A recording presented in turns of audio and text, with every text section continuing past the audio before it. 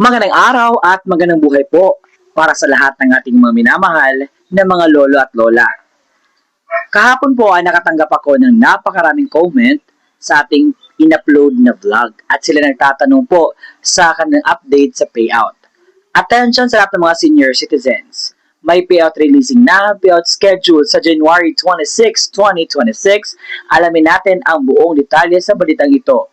Ang akin pong ibabalita sa inyo ay hindi po ito gawa-gawa lamang. Ito po ay mabasihan at dapat niyo ito paniwalaan dahil ito po ay para sa inyo po ang benepisyo na dapat makuha na bigay sa ating gobyerno. Isa sa ating mga lugar na magkakaroon ng payout, ito po basahin natin ang announcement. Announcement. Quezon City Social Pension Payout 3rd and 4th Quarter, District 1, January 26, 2026, sa Barangay Masambong, alas 11 hanggang alas 3 ng hapon. Sa Masambong Tennis Court po ang lugar na inyo pupuntahan dahil doon po magaganap ang inyo pong payout.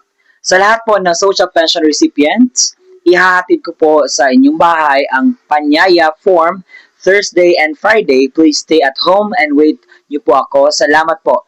Hindi po nakasama sa master list ang na-validate last November 2023. Take note of that. At yun po ang kumpletong detalye sa magaganap po na payout sa January 26, 2026. Sa mga nagtatanong anong klase pong payout ito, ito po ay Social Pension for Indigent Senior Citizens na payout. Sa mga nagtatanong, sir, bakit hindi pa kasali ang aming lugar dyan? Ano yung dapat namin gagawin upang malaman namin ang update sa aming pong payout? Ang dapat yun na pong gawin is pumunta kayo sa pinakamalapit na lugar sa inyo at tanungin po sa update sa inyong Social Pension for Indigent Senior Citizens kung kasali ka pa ba, na-validate ka ba, na-renew ka ba, or hindi ka na kasali. Nang sabihin po ay meron kang alam kung ano na ang ganap sa inyo pong social pension status. At sa punto pong ito, dahil kinakailangan pong may requirements kapag mag-payout, ibibigay ko po ang kumpletong detalye nito. Pakinggan. Citizens or beneficiaryo ang kukuha na kanyang payout, isang malinaw na photocopy or Xerox ng senior citizens ID na mayroong 3 original na pirma or thumb mark katulad sa ID ng senior citizens. Paalala, panatiling presentable ang mga dokumento, ilagay sa plastic envelope nang iwasang magusot. Huwag bilutin ang mga papel at siguraduhin pareho ang pirma o thumb mark base sa senior citizens. Kung authorized representative ng senior citizens or beneficiary ang kukuha ng pensyon, isang malinaw na photocopy ng ID ng senior citizens at lagyan na 3 original na pirma o thumb mark katulad ng nasa ID ng senior citizens.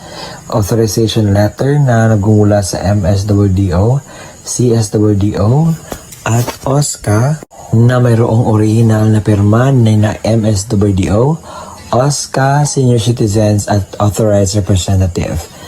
Isang malinaw na photocopy ng government-issued ID gaya ng SSS, updated PhilHealth ID, Barangay ID, UMID, Voters ID, updated voter certification, updated police clearance ng authorized representative at lagyan na 3 original na pirma o thumb mark katulad ng ipapakitang ID. Paalala, siguraduhin pareho ang lagda thumb mark ng senior citizen, beneficiaryo at authorized representative base sa kopya ng government-issued ID na presenta. Kumpletuhin ang mga hinihinging lagda thumb mark sa authorized letter, iwasang magusot at huwag bilutin ang mga dokumento. Kung namatay na ang beneficiaryo, isang malinaw na Xerox ng ID ng pensioners, warranty letter na nagmula sa MSWDO, CSWDO o OSCA na may pirma ng MSWDO, Xerox ng death certificate ng beneficiaryo na mayroong serial number, isang malinaw na photocopy ng government-issued ID gaya ng SSS, updated PhilHealth ID, updated Barangay ID, UMID Voters ID, updated voter certification, at updated police clearance ng authorized representative at lagyan na 3 original na pirma o thumb mark katulad ng pinapakitang ID. Paalala, kumpletuhin ang mga hinihinging lagda o thumbmark sa warranty letter at iwasang magkusot at huwag bilutin ang mga dokumento. Kung wala ang death certificate, kinakailangan ng certificate mula sa MSWDO, CSWDO na nakasaad ng pagpatunay na ang beneficiaryo ay patay na at kasalukuyang inasikaso ang death certificate. Huwag kalimutan magdala ng iyong ballpen na itim, payong at saka tubig. At kung meron na doon na po kayo sa payout, kinakailangan niyo pong gawin ito. Kinakailangan kumain muna kayo before pupunta sa payout. Magdala ng sariling ballpen, inumin at gamot kung kinakailangan. Baka pagdating po doon ay medyo mas ready tayo para maiwasan natin ang mga darating pang mga sakuna. At ang gagawin niyo po is magpila po, sumunod sa mga alituntunin ng payout. At yun po. At yun po ang kumpletong detalye na ating nalalaman ngayon.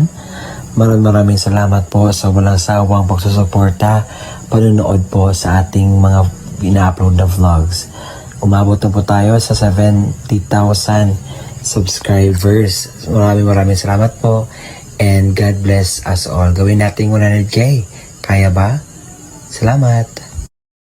Maraming salamat po sa panonood at nasanay nakatulong ako sa inyong araw at huwag kalimutang isubscribe ang aking YouTube channel. Hanggang sa muli nating pagkikita. Bye-bye!